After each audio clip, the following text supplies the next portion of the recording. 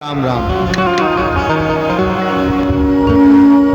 इतना सुनने के बाद भी एक ही जो दो लोग जागे श्रद्धा के लिए, धन्य है मेरी मां। कौन कौन आएगा लगाने? मतलब इनमें से 3 ही 4 लोग आएंगे, पर आना जरूर। जिन्होंने हाथ खड़े किए आप देख लेना, वीडियो बन रही है, और कल नहीं आओगे तो फिर सोचना। बोले वृंदावन बिहारी लाल की। तो भगवान कहां से प्रकट होते हैं? से प्रकट हो ही नहीं जाना। सेवा में भी भगवान है, सेवा से भी भगवान प्रकट होते हैं। सेवा क्या? सेवा क्या? एक सेठ जी थे, भगवान की बड़ी सेवा करते थे। उनके घर यज्ञ अनुष्ठान इत्यादि बहुत चलते थे, बहुत। रोज सुबह से भंडारा होता था, सुबह शाम रोज भंडारा करते थे।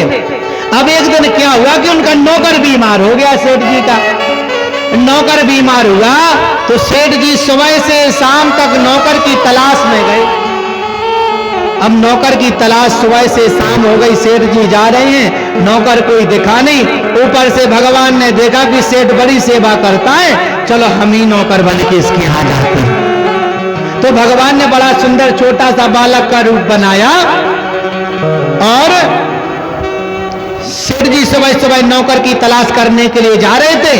तो भगवान बोले, अरे अरे सेठ जी कहां जा रहे हो, कहां जा रहे हो, रुको रुको। बोले कि क्या बात है, क्यों भाग रहे हो?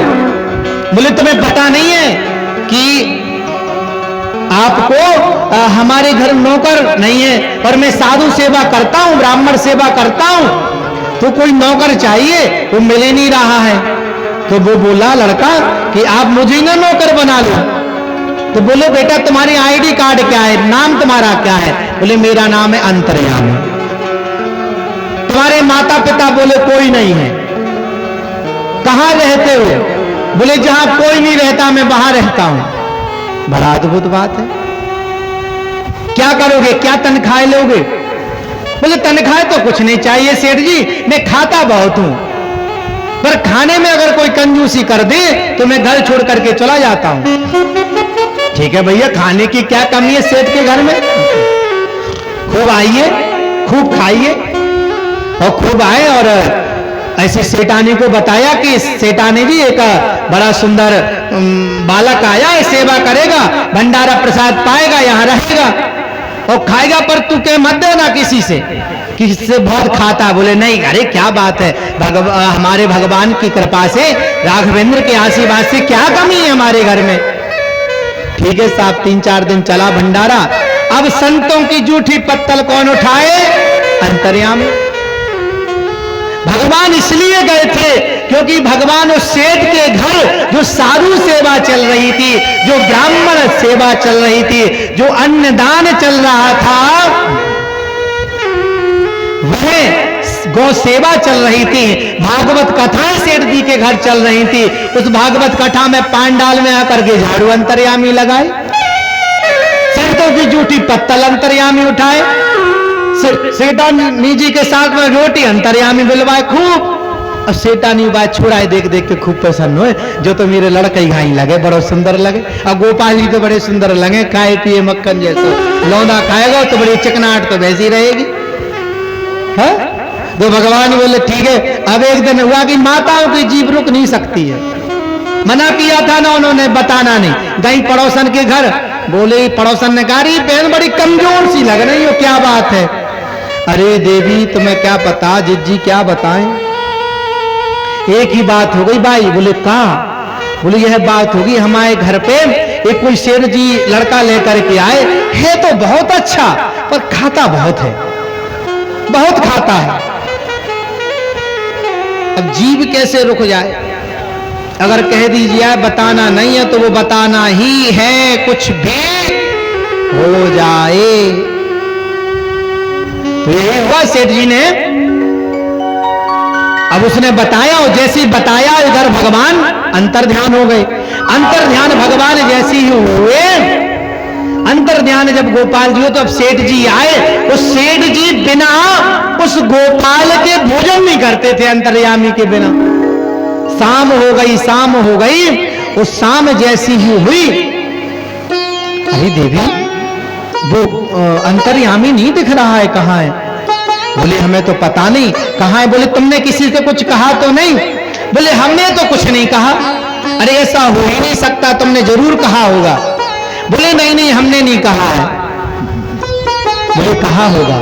हाँ वो बगल में गई थी, हमारी पड़ोसन पूछ रही थी कि बड़ी कमजोर हो गई हो दीदी आप, तो हमने कह दिया ये खाता बहुत है इसलिए हम कमजोर हो गए हैं। अरे देवी क्या जरूरत थी कहने की, हमारे घर क्या कमी है? शायद वो रुष्ट होकर के चला गया है। 1 दिन हो गए, 3 दिन हो गए, अब सेठ जी समझ गए कहीं ना कहीं जाकर के मेरा गोपाल ही मेरे घर सेवा करने के लिए आया था। और यही हुआ, सेठ जी अब रोने लगे, रोते रोते अश्रु की धार प्रकट होने लगी। भगवान एक दिन उन सेठ जी के घर साक्षात रूप में प्रकट होकर के सेठ जी को गोदी में उठा करके सेठ जी को भोजन करा रहे हैं, और सेठ जी भगवान को भोजन करा रहे हैं। बड़ा प्रेम अद्भुत देखा। जब ऐसा प्रेम अद्भुत देखा तो बंधु मतलब क्या है इस कथा का? मतलब यह है कि सेवा ही परमो धर्म। जब हम सेवा करते हैं ना प्रेम और स्नेह से, बड़े भाव से, जब गोपाल जी को पुकारते हैं, नंदलाल को पुकारते हैं, तो वो गोपाल ही हमारा कवच बन करके बैठ जाता है।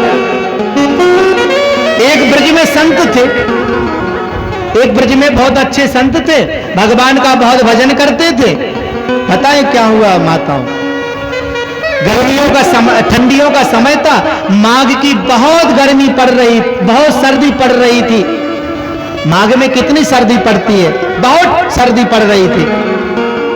अब महंत जी ने सेठ जी से, महंत जी ने पुजारी जी से कहा, अरे पुजारी जी ऐसा करना, एक रजाई है ये गोपाल जी को उड़ा दिया करिए, और हमारे ब्रज में गोपाल की, लड्डू गोपाल की सेवा बहुत अच्छे से होती है, बड़े प्रेम से रखते हैं गोपाल जी को, बड़े स्नेह से रखते हैं। बोले पुजारी जी ने कहा ठीक है महाराज, हम गोपाल जी को शाम की रजाई उड़ा दिया करेंगे, हमें क्या दिक्कत है। अब यही हुआ कि शाम हुई, रात हुई, रजाई एक थी, गरीबी का समय था। पुजारी जी ने को रजाई महंत जी ने दी, और महंत जी ने जैसी दी, पुजारी जी ने रात्रि में ठाकुर जी को भोग लगाया, और भोग लगा करके भगवान के चरणों को दबाया। आधे घंटे ऐसे ऐसे गोपाल जी के चरणों को दबाया, बढ़िया दही माखन का भोग लगाया, और सुंदर सी रजाई गोपाल जी को उड़ा दी। गोपाल को जब रजाई उड़ा दी, पुजारी जी अपने बाहर जगमोहन में लेट गए। मतलब जगमोहन का मतलब दालान, सामने मंदिर के सामने दालान में भगवान के कपाटों के पास लेट गए। अंदर भगवान लेटे। 12 रात्रि में 12 और 1 बजे ये प्रत्यक्ष घटना इस वृंदावन की, प्रत्यक्ष घटना। रात्रि में 12 बजे पुजारी जी को बड़ी सर्दी लगी, कुछ ओढ़ने के लिए नहीं था, गरीबी का समय था, कुछ ओढ़ने के लिए था नहीं, बहुत थरी खप खपा रहा था। और जब भक्त कप कपाए तो ठाकुर को नींद कैसे आ सकती है, भगवान को नींद कैसे आ जाए? और भगवान को नींद नहीं आई। अंधे से रजाई को भगवान ने लिया, और पुजारी जी बाहर लेटे हुए थे, और पुजारी जी को भगवान ने रजाई उड़ा दी। अब भगवान ने जैसी रजाई, सुबह महंत जी ने देखा, महंत जी जगे, अरे पुजारी जी तुम्हें शर्म नहीं आती है? हाँ महाराज। अरे रजाई मैंने भगवान को ओढ़ने के लिए दी, ये रजाई मैंने प्रभु नंदलाल को ओढ़ने के लिए दी, तुम्हें शर्म नहीं आती है? इस रजाई को तुम ओढ़ रहे हो? नहीं नहीं, ये अपराध मैं कैसे कर सकता हूं? ये रजाई तो मैंने नंदलाल को ही उड़ाई थी, पर पता नहीं ये रजाई मेरे पास कैसे आई, मुझे कुछ पता नहीं है।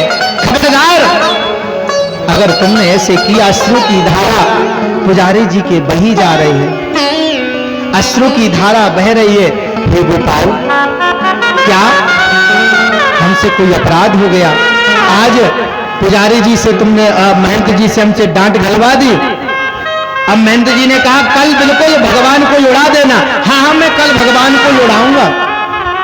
समय बीता, रात्रि हुई, वैसे ही हुआ, रजाई को उड़ाया, पुजारी जी बाहर जगमोहन में लेट गए और नंद के लाल गोपाल रात्रि में 12 बजे उठ करके भगवान ने पुजारी जी को फिर रजाई उड़ा दी।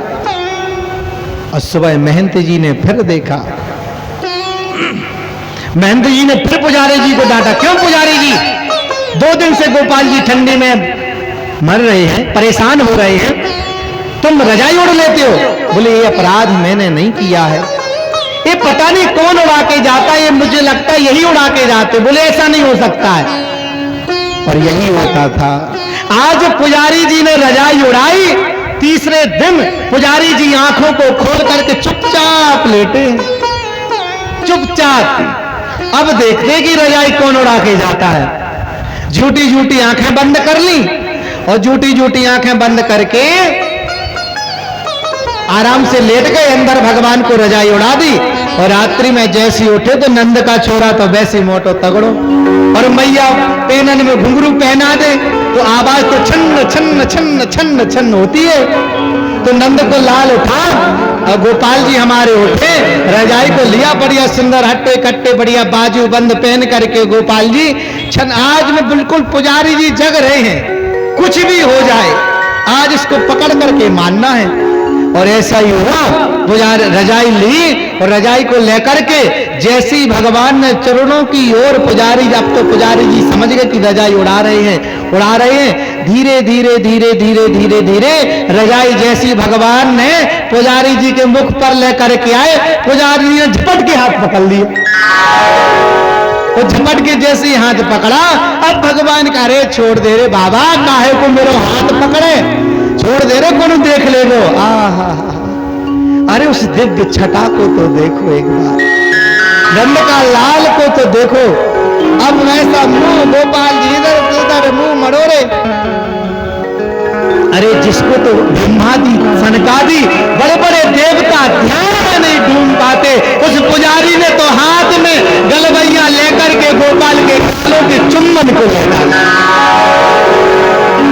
अरे गोपाल एक कपोल देख लेने तो, अरे बड़े मोटे तगड़े लग रहे हैं। अब पुजारी जी बड़ा चुम्बन करें, बड़ा खिलाएं, बड़ा, अरे विचार करो एक बार, वो ब्रह्म, वो परमात्मा जिसको देखने के लिए बड़े बड़े योगी, बड़े बड़े बिमलात्मा हजारों वर्ष तपस्या करते हैं, वो भगवान भक्ति और प्रेम से एक दिन में प्रकट हो जाता है।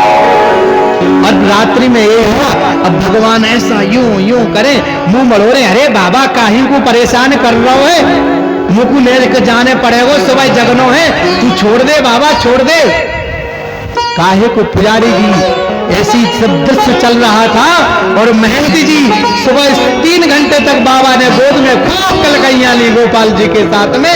और सुबह जैसे महंत जी ने देखा, आज महंत जी बड़े गौर से देख रहे थे उस दृश्य को, और महंत जी ने यह दृश्य देखा कि गोपाल जी पुजारी जी की गोद में बैठे हैं, रजाई ओढ़ करके पुजारी जी गोपाल जी बढ़िया स्नेह और प्रेम मिल रहा है। और ऐसा जब यह दृश्य देखा तो महंत जी पुजारी जी के चरणों में जाकर के लेट गए। पता चलता है कभी कभी शिष्य भी गुरु को भगवान के दर्शन करा देता है। थोड़ी जोर से बोलना पड़ेगा, थोड़ी और जोर से बोलना पड़ेगा। हमें लगता है आप लोगों को कम प्रेम है, ज्यादा प्रेम नहीं है, इसलिए धीरे धीरे बोलते हो राधे राधे। बोल वृंदावन बिहारी लाल की। इतने जोर से माताएं जयकारा बोले जितने जोर से घर में पतियों से लड़ती हैं। बोल वृंदावन बिहारी लाल की। अब पता चला तुम लोग भरेड़ लंका हो। आइए एक भजन श्रवण करते हैं।